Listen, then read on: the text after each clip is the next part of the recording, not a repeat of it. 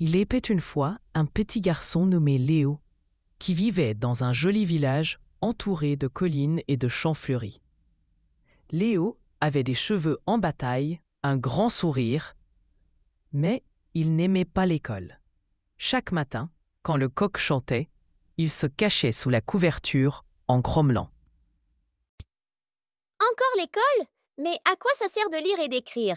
Je veux grimper aux arbres et courir avec les papillons.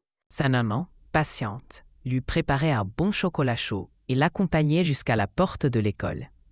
À l'école, Léo rêvassait.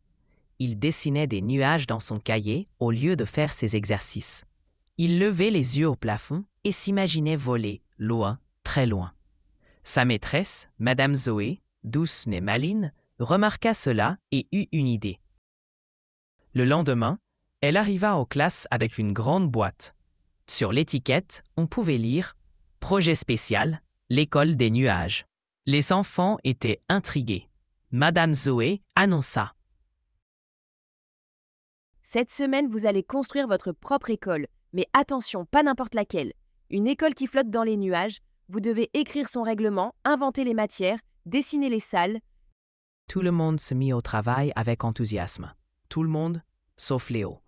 Mais en entendant qu'un élève devait être directeur des récréations et un autre inventeur de jeux volants, Léo ouvrit grand les yeux. Moi, je veux être l'architecte des nuages. Dit-il tout excité. Alors, pour créer sa fabuleuse école flottante, Léo eut besoin de savoir lire les instructions, écrire des idées, compter les nuages, mesurer les distances entre les planètes. Il en avait mis une au fond de la classe. Et même travailler en équipe. Jour après jour, il réalisa qu'il avait besoin de tout ce qu'on lui apprenait en classe pour donner vie à son imagination. Et quand le projet fut terminé, Léo présenta fièrement son travail devant tout le monde.